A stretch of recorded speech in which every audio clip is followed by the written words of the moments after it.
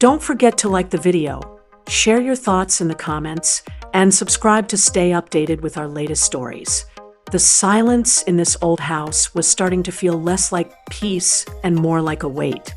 Ever since Richard passed, every creak of the floorboards, every sigh of the wind outside the windows seemed to echo the emptiness he'd left behind.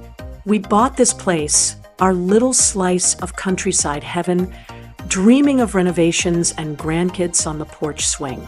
Now it was just me, the peeling wallpaper, and a list of repairs long enough to rival the phone book. The gutters were sagging, the porch steps felt spongy underfoot, and the garden looked like nature was actively trying to reclaim the land. I felt overwhelmed, adrift in a sea of overwhelming to-dos that I had neither the energy nor, frankly, the know-how to tackle. My own son, bless his heart, lived 3 states away with a young family and a demanding job.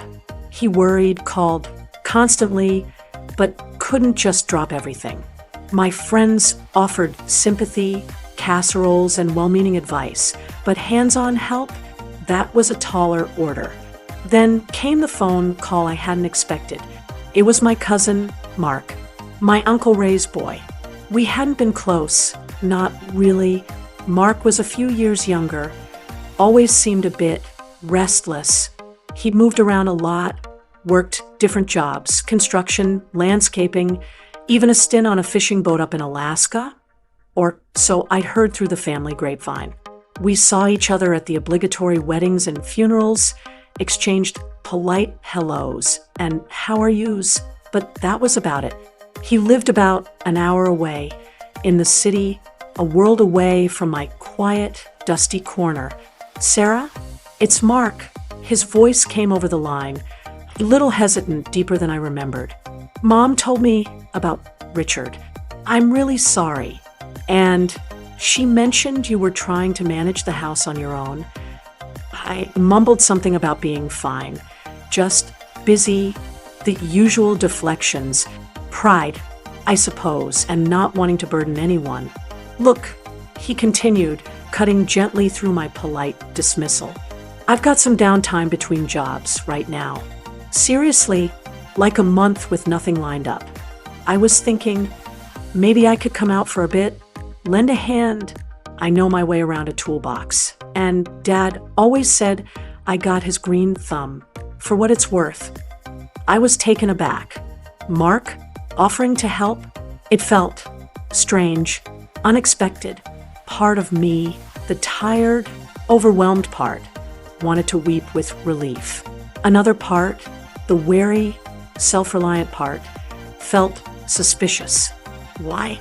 What did he want? Was he expecting payment? Or maybe he was just bored. "Mark, that's incredibly kind of you," I said, trying to keep my voice even. "But it's a lot. The place is a mess." "Doesn't matter," he replied easily. "Fresh air, honest work. Sounds good to me. Besides," his voice softened slightly, "Uncle Ray always thought the world of Richard. And you, helping out feels like the right thing to do. No strings, Sarah. Just let me know if it's okay." I hesitated for only a moment longer. The image of the sagging gutters, the overgrown garden, the sheer volume of work flashed before my eyes. What did I have to lose? "Okay, Mark," I finally breathed out. That would be wonderful. Thank you." He arrived 3 days later, driving a sturdy-looking pickup truck that seemed as well-traveled as he was. He wasn't the lanky, slightly awkward kid I remembered from Aunt Carol's disastrous anniversary party 10 years ago. Time had filled him out, etched lines around his eyes that spoke of outdoor work and maybe some hard living. But his smile was open, genuine, as he stepped out of the truck, pulling a pair of worn work gloves from his back pocket. He looked around, taking in the house, the yard, his gaze lingering on the porch swing, hanging slightly askew. "Right," he said, clapping his hands together lightly. "Where do we start?" The first few days were a study in careful politeness. We were navigating unfamiliar territory. Two relatives who were practically strangers, thrown together by circumstance and his unexpected offer. I'd make coffee in the morning, strong, the way Richard used to like it. Mark was always up before me, already outside inspecting a leaky faucet on the garden hose or testing the stability of the porch railing.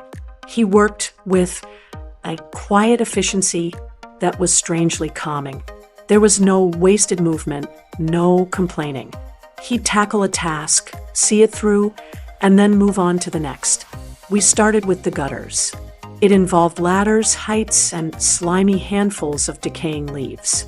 I stood below, handing him tools, managing the hose to flush out the downspouts, feeling slightly useless, but grateful. He didn't make me feel incompetent, though. He'd explain what he was doing, patiently answering my questions about fascia boards and sealant. We talked, but mostly about the task at hand. Small talk felt forced, like trying on clothes that didn't quite fit. "Hand me that trowel, would you?" he asked one afternoon, perched precariously near the roofline.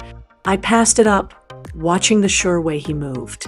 "You seem to know what you're doing," I commented.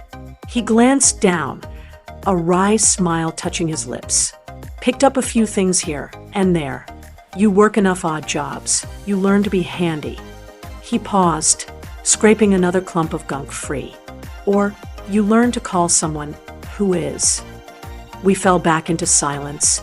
The only sounds the scrape of the trowel, the rustle of leaves hitting the tarp below, the distant buzz of cicadas starting their afternoon chorus. The air hung heavy with unspoken things, shared blood, divergent paths, the ghosts of the family members who connected us. Uncle Ray, his dad, had been Richard's favorite fishing buddy. My mom and his had been close as sisters growing up. Yet, here we were, linked by these threads, but knowing so little about the fabric of each other's lives. The evenings were the quietest. After cleaning up, we'd eat simple dinners I'd prepare. I felt obligated to offer, and he seemed grateful for a home-cooked meal. Conversation often circled back to family, tentative explorations of shared memories. "Remembered that disastrous picnic at Miller's Pond?" he asked one night, a genuine laugh in his voice. "When Uncle Ray's canoe tipped over with the potato salad?" I did remember. I remembered Uncle Ray sputtering, covered in mayonnaise and weeds, and Richard laughing so hard he almost fell in two. A small fissure opened in the wall between us, a shared glimpse of a happier past.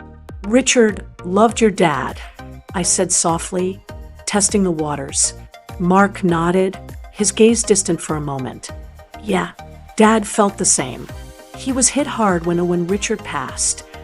He looked back at me. "We all were, Sarah." His directness surprised me. It wasn't pity, it felt like acknowledgement. Simple, unadorned truth.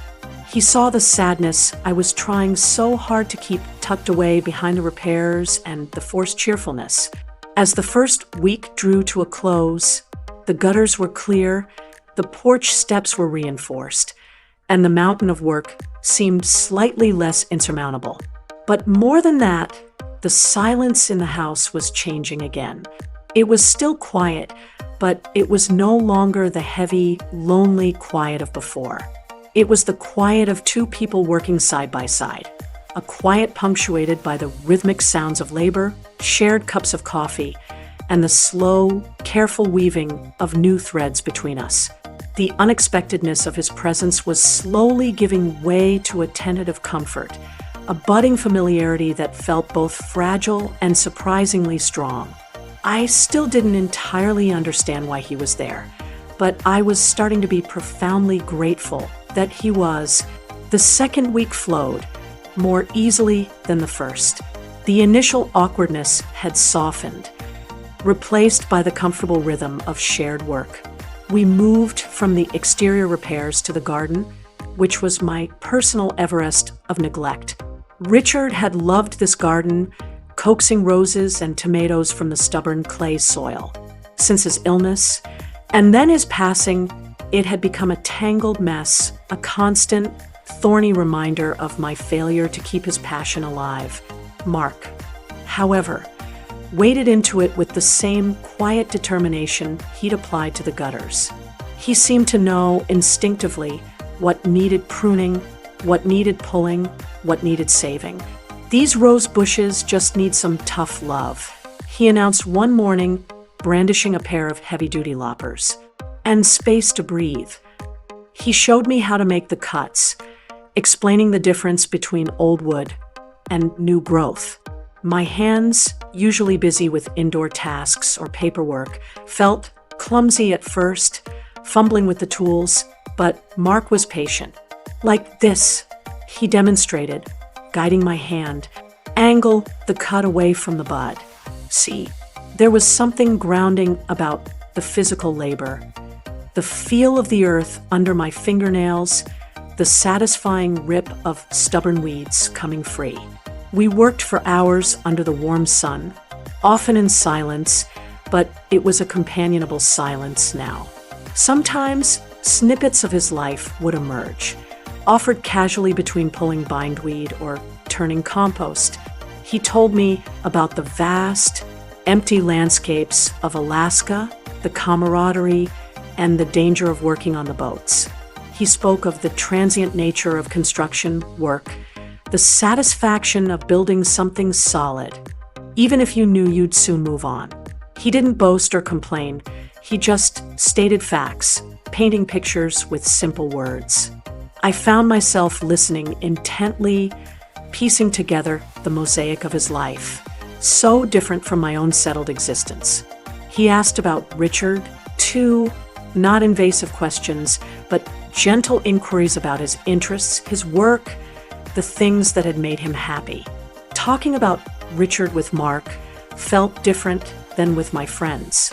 Mark hadn't known him intimately in recent years, so there were no preconceived notions, no pitying glances. It was just talking, remembering.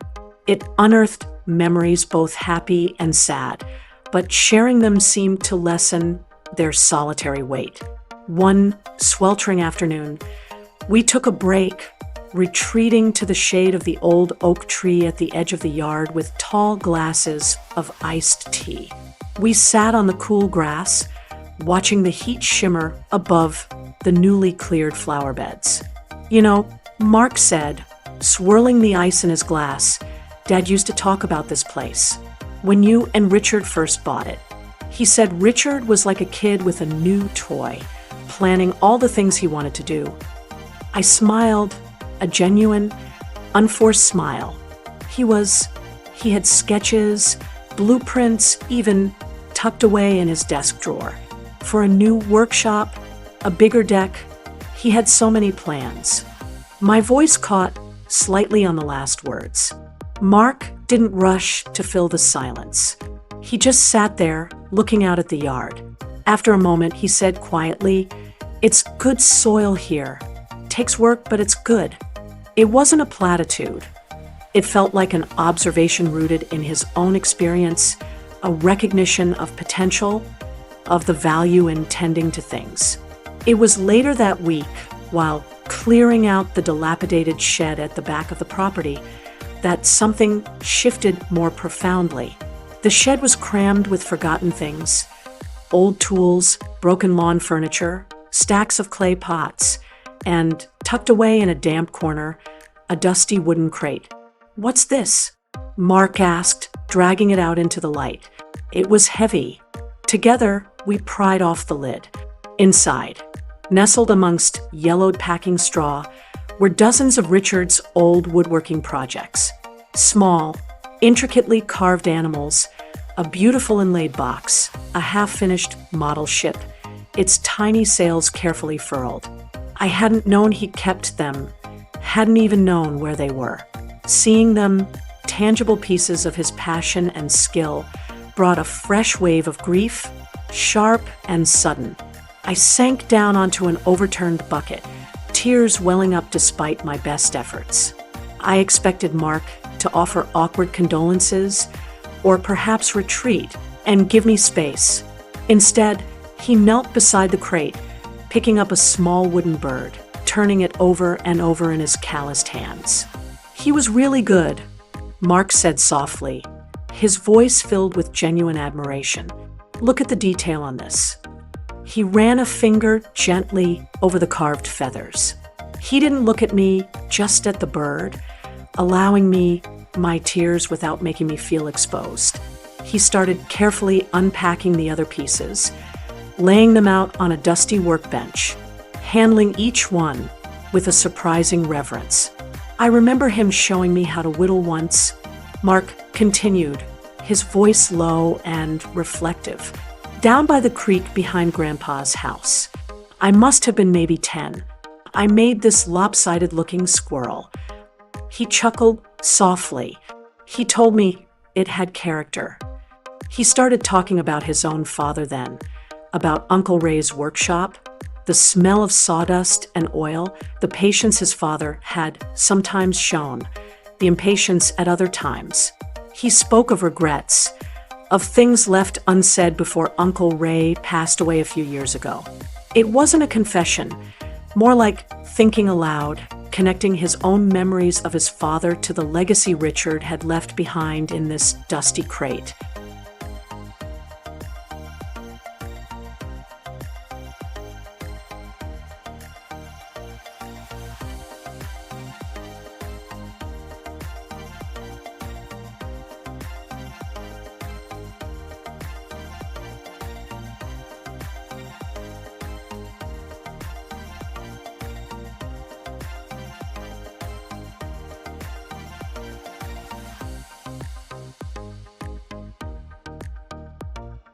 Listening to him, sharing that quiet space filled with the ghosts of the men who had connected our families, I felt a profound sense of understanding pass between us.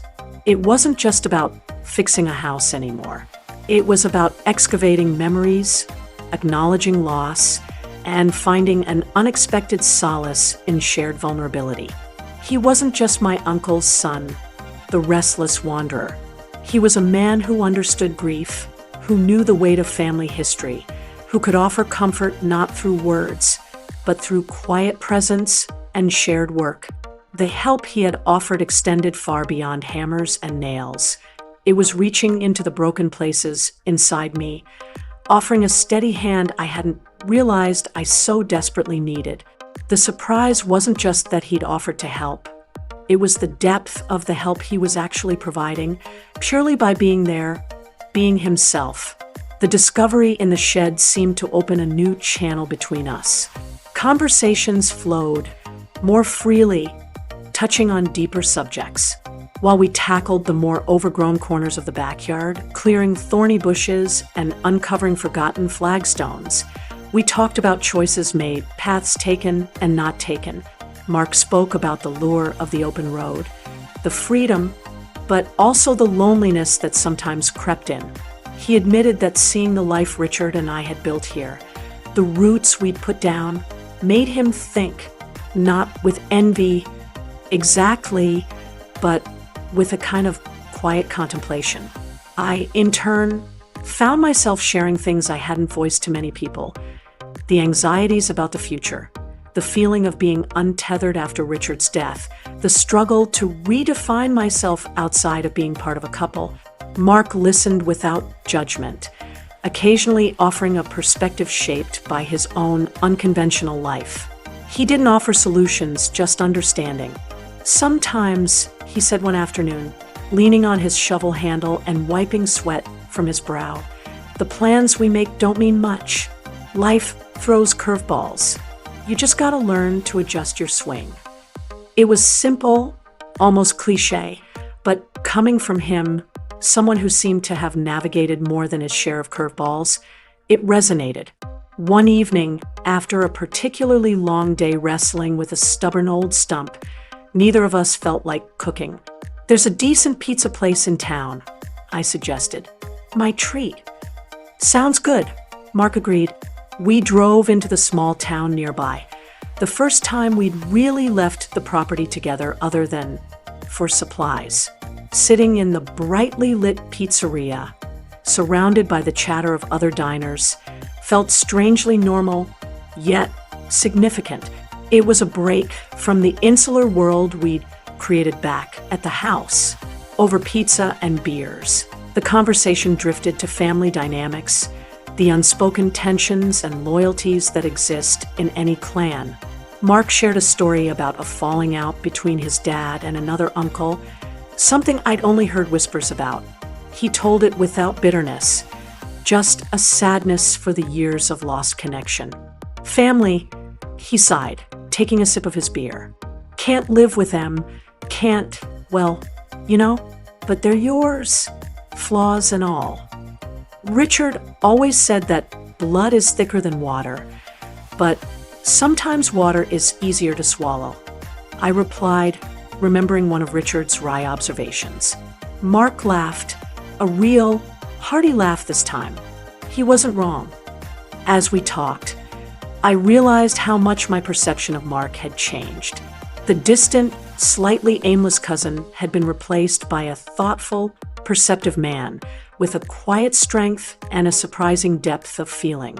He carried his own burdens, his own history, but he didn't let them define him negatively. Instead, they seemed to have forged a resilience and empathy that I found myself increasingly relying on. The emotional climax of his visit didn't come with a grand gesture or a dramatic revelation. It arrived quietly, unexpectedly, one rainy afternoon. We were indoors, forced to abandon outside work. I'd been sorting through a box of old photographs, trying to decide what to keep, what to discard, another overwhelming task I'd been avoiding. Mark was sanding down one of Richard's half-finished carvings from the shed. The rhythmic scrape of the sandpaper, a soothing sound against the drumming rain. I pulled out a photo of Richard and me, taken probably 20 years ago, on a beach vacation. We looked young, carefree, blissfully unaware of the challenges life would eventually throw our way. A wave of longing washed over me, so intense it stole my breath. I put the photo down quickly, blinking back tears. Mark stopped sanding. He didn't say anything, just looked over at me, his expression full of quiet understanding.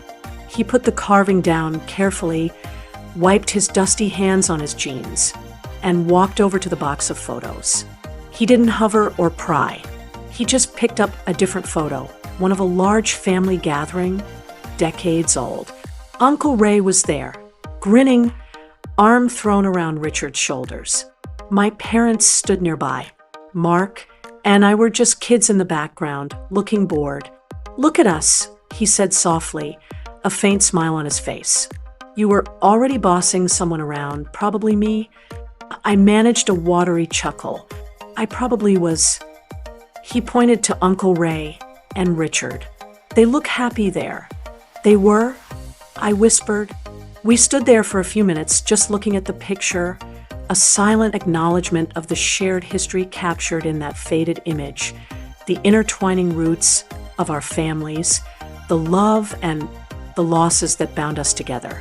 In that moment, surrounded by the scent of old paper and rain, a profound sense of connection settled between us. It wasn't romantic. It was deeper than that, more fundamental. It was the connection of family, rediscovered and reaffirmed. It was the comfort of knowing that even in grief, even in uncertainty, you weren't entirely alone. Someone else understood the landscape of your past, recognized the faces in the photographs, shared the weight of the memories. Mark's presence, his quiet empathy, his willingness to simply be there, had become an unexpected anchor in the storm of my grief. The help he offered wasn't just fixing my house. He was helping me piece back together parts of myself I thought were lost for good. And the respect I felt for him, for the man he was immense. The final week of Mark's stay arrived too quickly. The bulk of the heavy work was done. The gutters were secure, the porch was safe, the garden was tamed and showing hopeful signs of new life under the mulch we'd spread. The shed was organized, Richard's carvings carefully wrapped and stored.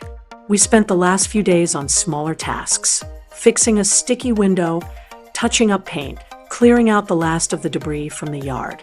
The rhythm of our work felt different, tinged with the knowledge of his impending departure. There was an ease between us now that hadn't existed before. We could work in comfortable silence or chat easily about anything or nothing. We developed our own small routines. Coffee on the porch in the mornings, lemonade breaks under the oak tree, evening meals where conversation flowed naturally. I found myself dreading the return of the heavy silence that I knew would follow his leaving. On his last evening, I made a proper dinner, roast chicken, mashed potatoes, the works. It felt important to mark the occasion, to express my gratitude in a way that went beyond simple thanks. We ate on the porch, watching the sunset paint the sky in hues of orange and purple. "You've worked miracles here, Mark," I said, meaning it. "I don't know how to thank you." He shrugged, looking out at the yard. It needed doing. And it was good for me too, Sarah. Being here, working with my hands on something solid. He paused, reminded me of Dad. In a way, good memories. "I'm glad," I said softly. "Richard would have been glad too. He would have liked you." Mark met my gaze, a warmth in his eyes I hadn't seen when he first arrived. I think I would have liked him too. I mean, I did from what I knew, but I get a better sense of him now, from being here, from you. After dinner, we sat in companionable silence for a while, listening to the crickets start their nightly song. The air felt peaceful, settled. The house behind us no longer felt like a burden, but like a home again, albeit a different kind of home now. You know, Mark said, eventually breaking the quiet, "If you ever need anything else, anything at all, don't hesitate to call." I mean it. I will. I promised, and I knew I would. This wasn't just a polite offer anymore. It was a connection forged through shared effort and unexpected understanding. The next morning, he loaded his tools back into his truck. There was a brief, slightly awkward moment as he prepared to leave. How do you say goodbye after an experience like this? He turned from the truck door, stepping towards me. I thought he might offer a handshake, but instead, he gave me a brief, firm hug. It felt solid, reassuring, brotherly, almost. "Take care of yourself, Sarah," he said, his voice rougher than usual. "You too, Mark. Drive safe." I watched as his truck rumbled down the driveway and turned onto the road, disappearing from view. The silence descended again, but it wasn't the same oppressive quiet from before. The house felt different. I felt different, standing there on the sturdy porch steps, looking out at the neat garden and the clear gutters. I felt a sense of accomplishment, but more than that, a sense of renewal. Mark's unexpected offer to help had led to something far more significant than home repairs. It had been a journey of rediscovery, of family ties I hadn't realized were so strong, of my own resilience, and of the quiet strength found in unexpected connections. He had arrived as my uncle's son, a near stranger, and left as a friend, a confidant, someone who had seen me through a difficult passage with quiet respect and unwavering support. The experience hadn't magically erased my grief or solved all my problems, but it had shown me that I wasn't alone, that connections can deepen in surprising ways, and that sometimes the best kind of help comes from the most unexpected places, offered freely, with no strings attached, changing everything. I walked back inside, the house feeling less empty, my steps lighter than they had been in a long, long time. I had a lot to think about, a lot to process, but for the first time since Richard was gone, I felt a flicker of hope for the future, a quiet confidence that I could, indeed, adjust my swing.